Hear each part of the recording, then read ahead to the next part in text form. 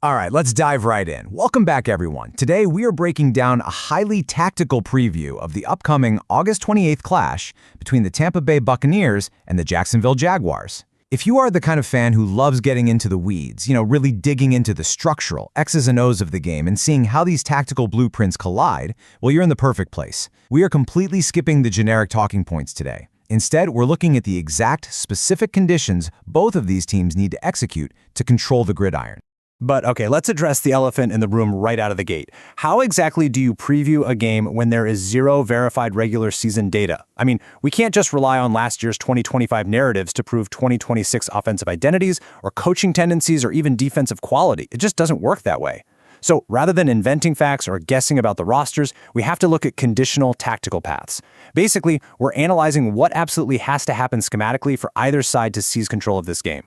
So here is our roadmap for today. We're going to cover the matchup context, the first trench battle, quarterbacks versus coverages, third down and pace, live in-game cues, and finally the model verdict and probabilities.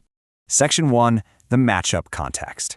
Let's take a macro view of what both sides conditionally need to pull off to dictate the flow.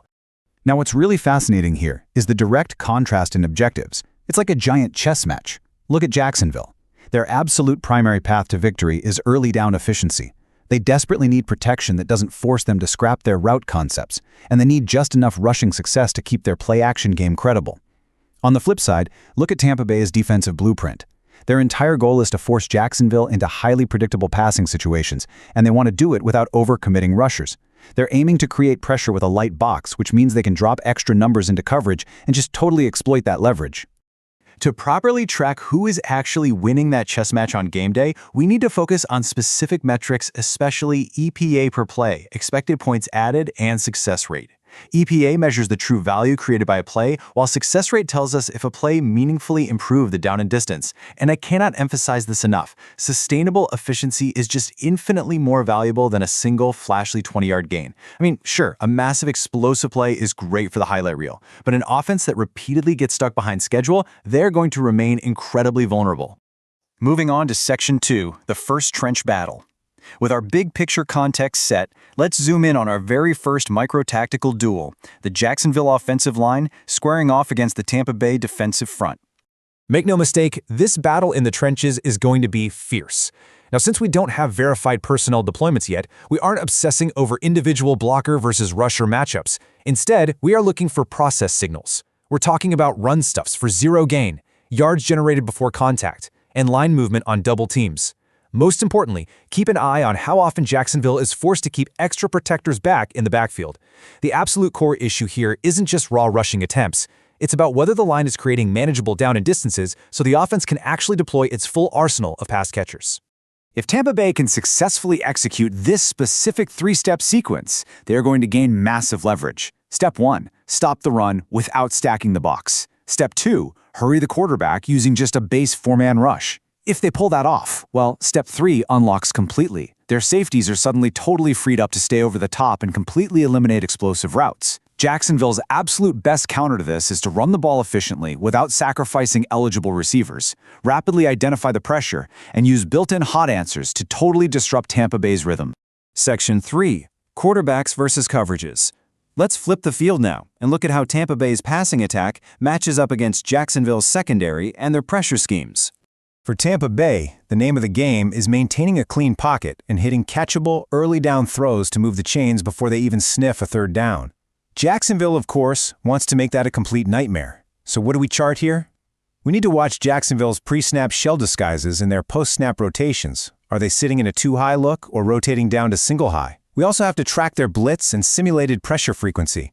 Jacksonville's tactical goal is to force Tampa Bay into sustaining these incredibly long, punishing drives by rallying to tackle the first completion immediately, before it turns into anything explosive.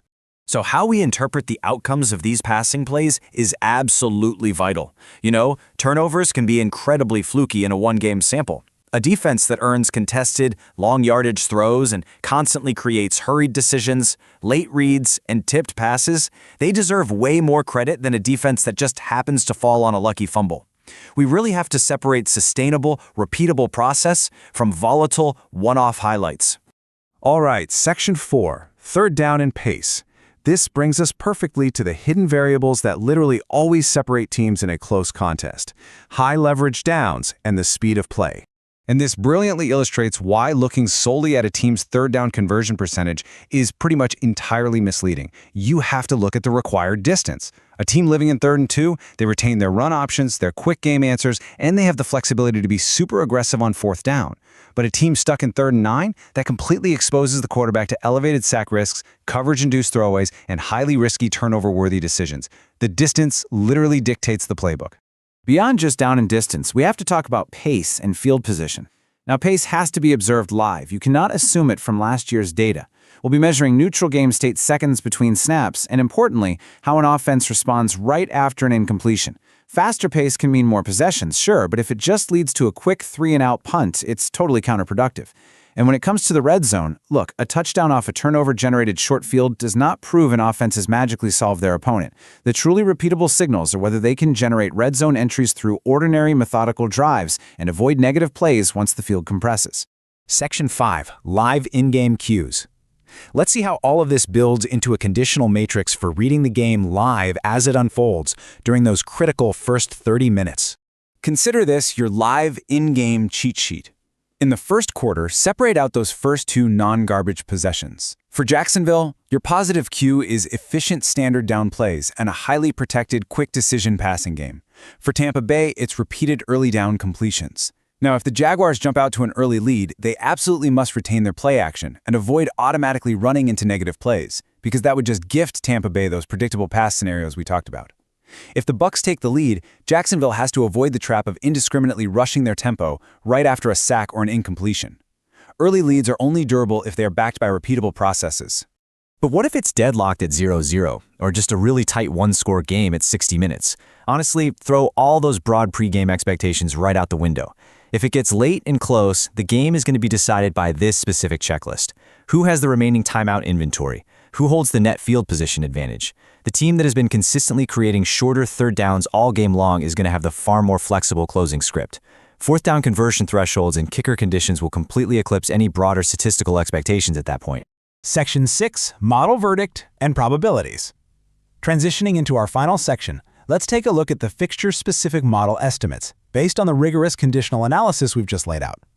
Because Jacksonville is the nominal home team here, they do hold a very slight edge in our baseline model. The probabilities currently shake out to a 53% chance of a Jacksonville win, a 46% chance for Tampa Bay, and just a 1% chance for a regulation tie or draw. On top of that, the model actually assigns roughly a 6% probability of this game pushing into overtime. So as you can see, it is incredibly tight. And that brings us directly to the baseline model estimate for the final score: Jacksonville 23, Tampa Bay 21, leaving us with a total of 44 points. To put that into perspective, this score implies roughly 10 to 11 meaningful possessions per team under ordinary NFL pacing. Jacksonville's narrow edge here is entirely contingent on them successfully avoiding those early down negative plays and essentially preventing Tampa Bay from winning that absolutely crucial pressure versus protection battle we mapped out earlier. Now, before we wrap up, I absolutely have to lay out a critical sports analytics disclaimer. We currently have no verified 2026 regular season player data available. Active rosters, snap counts, and injury designations are totally unverified. We also lack confirmed stadium, weather, and market context. This baseline relies heavily on a generic NFL prior. Because the only defensible pregame position right now is uncertainty, absolutely no pregame spread, total, or player prop bets can be mathematically recommended based on this conditional baseline. Remember, these are structural estimates, not guarantees. Which leaves us with one final defining question to ponder. Without verified rosters or current regular season data, which team's conditional tactical blueprint is going to dictate the terms of engagement first? Is it going to be Jacksonville dominating with early down efficiency, or will Tampa Bay's light box pressure completely derail them? Thank you so much for joining me today for this overview. Keep your eyes glued to the trenches and those all-important early downs on game day, because I promise you that is exactly where this battle is going to be won. Until next time, keep analyzing and enjoy the matchup.